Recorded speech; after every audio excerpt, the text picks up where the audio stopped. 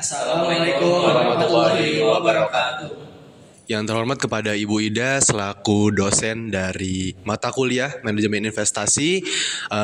Perkenalkan kami dari kelompok 9 yang beranggotakan saya Muhammad Fathal Ghifari Dan saya Fahra Rifanto. Saya Rizky Iwan Ramadan. akan mempresentasikan materi dari Manajemen Investasi dengan judul Saham Adro dan INKP, di mana kita menggunakan pendekatan single index model, fundamental dan teknikal. Oke, di sini ada anggota-anggota kami, ada tadi Fahri Rafifanto, kemudian saya Fathal Ghifari dan Rizky Iwan Ramadan. Oke, pada presentasi kali ini kita akan membahas mengenai yang pertama itu profil perusahaan, kemudian seleksi portofolio dengan indeksnya itu single model, kemudian analisis fundamental, analisis teknikal, kesimpulan, saran, dan juga penutup. Baik, kita masuk pada pembahasan pertama, yakni kita akan membahas mengenai profil perusahaan. Oke, di sini ada PT Adro Tbk atau Adaro Energi Indonesia. Itu merupakan salah satu perusahaan tambang batubara terbesar di Indonesia yang menjalankan operasional terintegrasi dari eksplorasi hingga distribusi. Selain itu, aktivitas utama di Kalimantan Selatan dan di Kalimantan Tengah. Adro juga memperluas bisnisnya ke sektor transportasi pelabuhan dan pembangkit listrik. Dalam rangka mendukung transisi energi hijau, perusahaan ini tengah mengembangkan anak usaha energi terbarukan PT Adaro Andalan. Kemudian dari sisi lain, PT Indah Kiat Pulp and Paper Tbk atau INKP adalah produsen pulp dan kertas skala besar yang tergabung dalam APP Group. INKP memiliki fasilitas produksi di beberapa daerah strategis dan aktif menerapkan kebijakan ramah lingkungan, termasuk penggunaan bahan baku ilegal dari hutan industri. Oke, kita lanjut pada pembahasan kedua, yakni seleksi portofolio. Jadi dari seleksi portofolio ini kita menggunakan pendekatan single index model. Itu merupakan salah satu metode kuantitatif dalam analisis portofolio yang digunakan untuk memilih saham berdasarkan hubungan antara return saham individu terhadap return pasar. Model ini menggunakan pendekatan sederhana namun efektif dengan pertimbangan resiko sistematis atau beta, return ekspektasian, dan tingkat pengembalian bebas resiko. Tujuan dari model ini adalah mengidentifikasi saham mana yang betul-betul memiliki return tinggi per unit resiko sistematis yang ditanggung oleh investor, sehingga keputusan investasi dapat lebih efisien dan terukur. Oke, kita bahas pembahasan berikutnya, yakni mengenai SIM portofolio Adro. Jadi berdasarkan hasil analisis kami terhadap saham PT Adaro Energi atau Adro Tbk, diperoleh nilai beta sebesar 0,8800 yang menunjukkan bahwasanya pergerakan saham Adro kurang responsif terhadap fluktuasi pasar secara umum. Sementara itu, nilai excess return to beta atau ERB Adro tercatat sebesar 0,0245. Nilai ini tentunya menggambarkan bahwa Adro mampu memberikan imbal hasil relatif tinggi per unit resiko sistematis. Dengan demikian, Adro dianggap sebagai saham yang efisien dan layak dijadikan pilihan utama dalam portofolio berdasarkan metode single index model. Kita next pada pembahasan berikutnya, yakni masih di portofolio INKP. Kita masukkan saham berbeda, yakni PT Indah Kiat Pulp and Paper atau INKP. Memiliki nilai beta sebesar 1,1334 yang berarti pergerakan harganya lebih volatil terhadap perubahan pasar.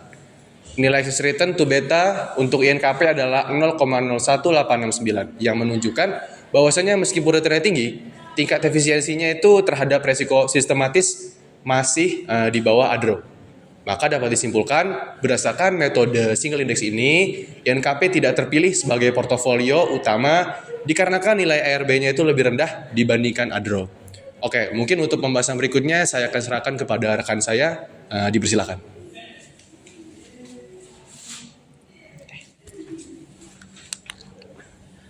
Ya, pembahasan yang selanjutnya adalah tentang analisis fundamental. Analisis fundamental adalah metode yang digunakan untuk menilai kesehatan dan prospek suatu perusahaan dengan cara menelaah faktor-faktor ekonomi, ekonomi makro, industri, dan laporan keuangan perusahaan atau kinerja emiten. Nah, tujuannya untuk apa? Tujuan utama dari analisis ini adalah untuk mengetahui nilai intrinsik saham dan melihat apakah harga pasar saat ini mencerminkan nilai wajar saham tersebut. Dengan demikian, investor dapat membuat keputusan investasi berdasarkan kondisi nyata perusahaan, bukan hanya dari pergerakan harga pasar. Oke, nah di sini ada langkah-langkahnya dalam analisis fundamental. Yang pertama ada analisis makroekonomi, analisis industri, dan analisis kinerja emiten. Apa itu analisis makroekonomi? Di sini mengkaji kondisi ekonomi nasional dan global seperti pertumbuhan PDB, inflasi, suku bunga, nilai tukar, dan harga komoditas. Lalu yang kedua ada analisis industri. Analisis industri ini melihat bagaimana sektor industri tersebut, industri tempat perusahaan itu beroperasi, termasuk tren, tantangan, dan peluang. Lalu masuk ke analisis kinerja emiten, di mana menilai laporan keuangan perusahaan melalui rasio-rasio keuangan seperti likuiditas, aktivitas, dan solvabilitas untuk mengetahui efisiensi dan keberlanjutan operasional. Kita masuk ke analisis fundamental PT Adro Energi Indonesia Tbk atau saham Adro. Dalam makroekonomi Adro, pada tahun 2024 sampai dengan 2022 sampai dengan 2024, Adro menghadapi fluktuasi ekonomi dengan lonjakan permintaan batu bara. Saat itu PDB tumbuh 5,0% sampai 5,3% dan harga mencapai 180 USD per ton. Namun tertekan pada tahun 2023 saat PDB melambat ke 5,1% dan harga turun ke 110 USD per ton.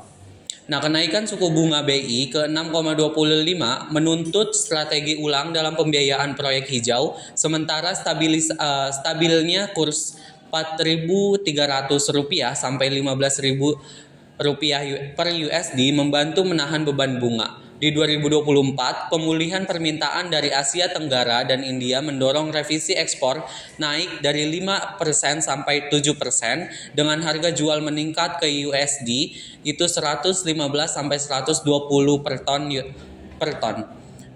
Menegaskan pentingnya efisiensi dan kontrak jangka panjang pada makroekonomi. Lalu bagaimana dengan industri analisisnya?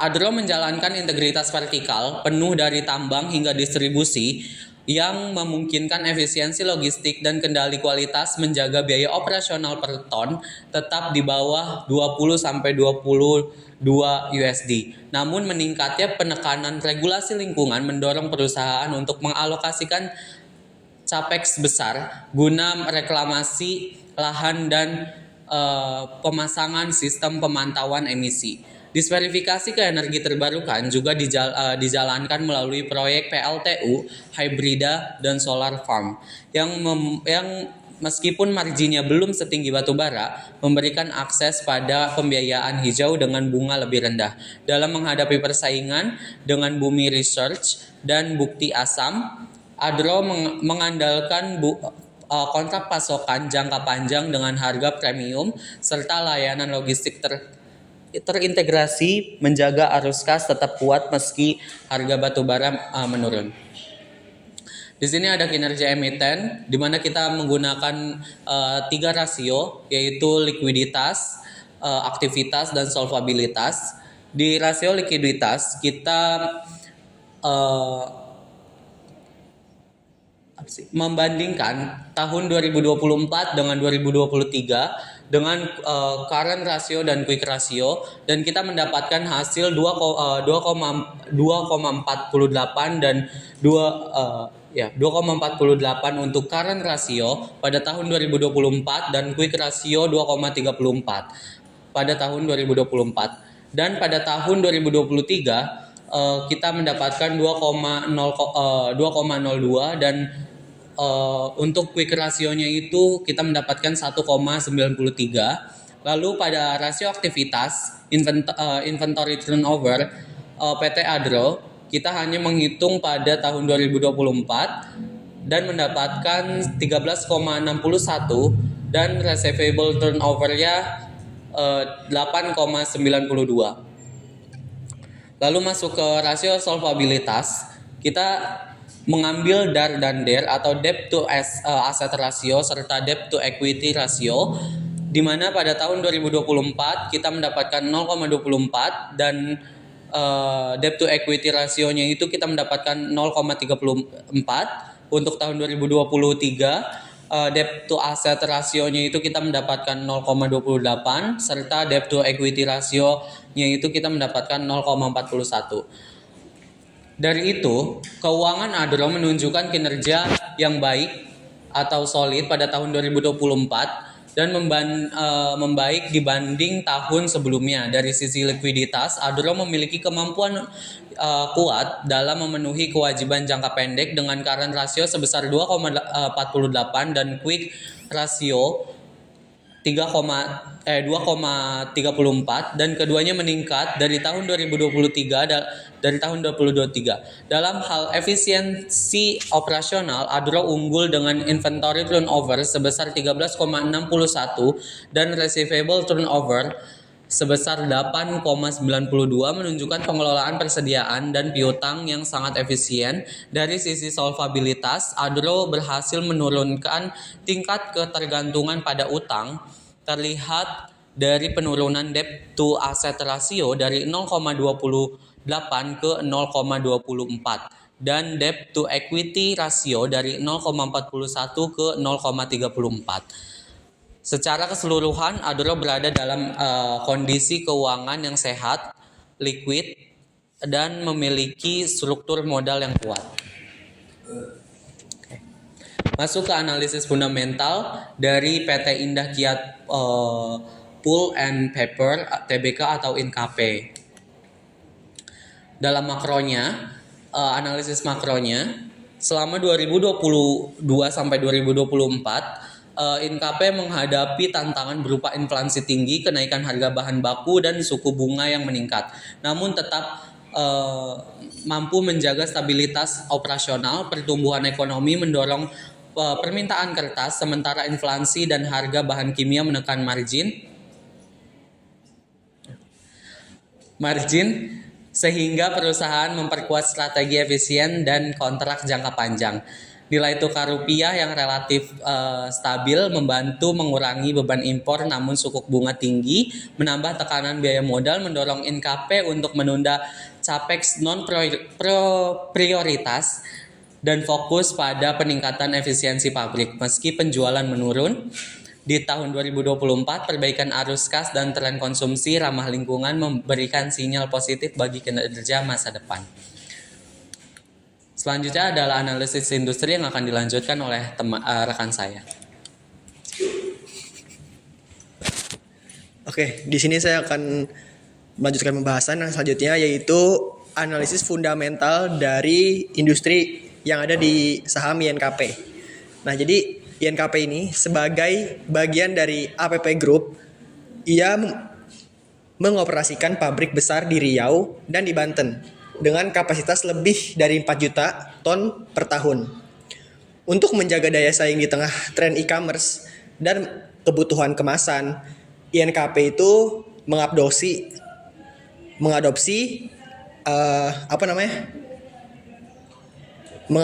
teknologi ramah lingkungan seperti recovery boiler dan sistem daur ulang air. Kemudian sertifikasi SVLK itu menjadi kunci ekspor ke pasar global. Sementara ekspansi ke produk tisu premium dan specialty paper itu dilakukan guna untuk menghindari tekanan harga dari produk impor yang murah. Nah, inovasinya itu adalah kemasan berbahan serat, bambu, dan gas. Juga memperkuat posisi INKP sebagai penyedia solusi kemasan ramah lingkungan dengan prospek pertumbuhan yang jangka panjang. Oke, kemudian di sini ada analisis fundamental dari kinerja emiten yang INKP-nya nih. Nah, di sini dapat dilihat kita menganalisis mulai dari rasio likuiditas, aktivitas, dan solvabilitas. Untuk yang current ratio-nya itu di ADRO pada 2023 itu sebesar 2,02 dan di 2024 itu ada 2,48. Sedangkan yang INKP-nya itu di 2023 itu sebesar 2,65 dan 2024 sebesar 2,63. Kemudian untuk yang quick ratio-nya itu yang ADRO di 2023 itu sebesar 1,93 dan 2024-nya 2,34. Dan untuk yang INKP di 2023 itu sebesar 2,48, sedangkan yang di 2024 itu mengalami penurunan nih, 2,43. Nah, untuk yang aktivitasnya di inventory turnover dari yang udah kita analisis, untuk yang ADRO itu di 2024 sebesar 13,61 dan untuk yang INKP 3,95. Dan receivable turnovernya itu kalau yang ADRO 8,92, kalau yang INKP 2024 sebesar 1,38.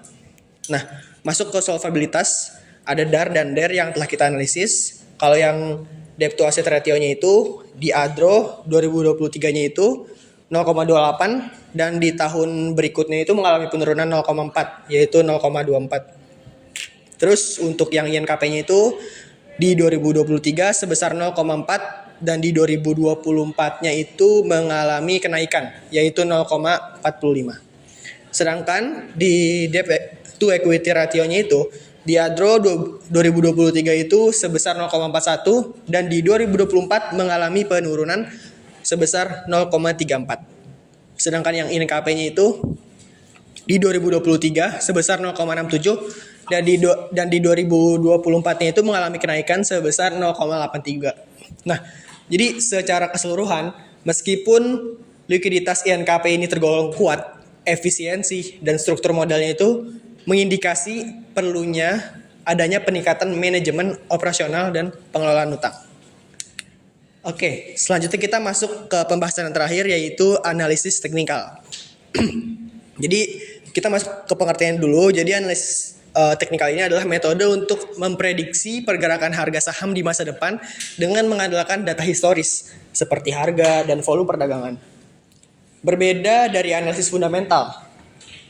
Analisis teknikal ini berasumsi bahwa seluruh informasi pasar telah tercermin dalam grafik harga. Analisis teknikal ini fokus pada pola tren, level support, resistance, dan indikator teknis untuk menentukan waktu yang tepat dalam membeli atau menjual saham. Nah, jadi insya Allah di analisis teknikal ini yang bakalan kita gunakan ini adalah moving average atau yang lebih tepatnya adalah simple moving average. Kita lanjut aja nih langsung. Nah, untuk yang PT ADRO nih teman-teman. Jadi ini telah kita analisis nih teman-teman ya. Dari PT ADRO ini di 2023 sama 2024 nih simple moving average kayak gimana. Jadi di ADRO ini berada dalam fase sideways, cenderung bearish. Setelah turun tajam dari 4.400 ke 2000 sejak akhir 2022. Meskipun sempat rebound ke 2800, tekanan jual masih dominan dengan pola lower high. Sejak akhir 2023 hingga awal 2024, harga bergerak di kisaran Rp2.000 sampai dengan 2.600. Menunjukkan konsolidasi di tahun 2023 hingga 2024 ini tuh lemah gitu kan. Nah, selama belum menembus resistensi 2.600 dan membentuk pola tren naik, tren ini masih beresiko melemah di 2.000. Nah, ini kan ADRO nih, kita langsung nih ke INKP dong pasti. Nah, ini juga yang udah telah kita atur nih, simple moving average nih untuk yang INKP. Nah, jadi di saham INKP ini sedang berada dalam tren turun juga nih sejak pertengahan 2023 bedanya. Setelah menyentuh harga di atas 12.000, harga di INKP ini terus melemah dan gagal menembus resistences di kisaran 7.000 sampai 7.500. Nah, dengan tekanan jual yang kuat. Tapi saat ini harga berada di sekitar 6.425. dan mendekati support sampai 6000. Selama belum ada sinyal pembalikan tren yang jelas seperti breakout atau pola reversal, arah harga masih cenderung bearish. Strategi terbaik saat ini untuk INKP adalah wait and see atau sell on trades. Nah, oke, kita udah kelar nih. Sekarang kita masuk kesimpulan. Jadi dari yang telah kita analisis nih, mulai dari single index model, terus fundamental sama teknikal. Jadi kesimpulan kami yang telah kami bentuk nih berdasarkan single index model dari Adro itu masih layak masuk portofolio karena memiliki alpha positif dan beta di bawah 1. Oke, jadi intinya itu adalah investor disarankan tetap waspada dan menunggu sinyal pembalikan yang jelas, khususnya untuk yang INKP ini teman-teman. Oke, kita lanjut aja ya langsung ke saran.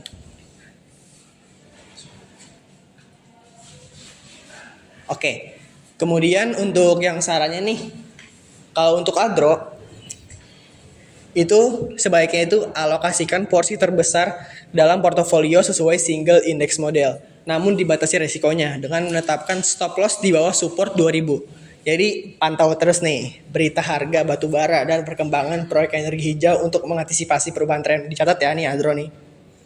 Nah, untuk yang INKP itu harus menunggu informasi reversal seperti pola double bottom atau crossover single moving average jangka panjang yang menembus single moving average jangka menengah sebelum masuk kembali. Sementara itu, jangan lupa nih INKP itu harus menggunakan strategi sell on trades jika harga kembali mendekati resistance di 7.000 sampai 7.500. Oke. Mungkin teman-teman saya bisa masuk nih ke frame. Saya bisa tutup. Oke, mungkin sekian presentasi dari kami mengenai tadi pembahasannya itu analisis single index model dan segala macamnya gitu, fundamental dan semuanya. Mungkin sekian presentasi kami, kurang lebihnya mohon maaf. Kami pamit undur diri. Assalamualaikum warahmatullahi wabarakatuh.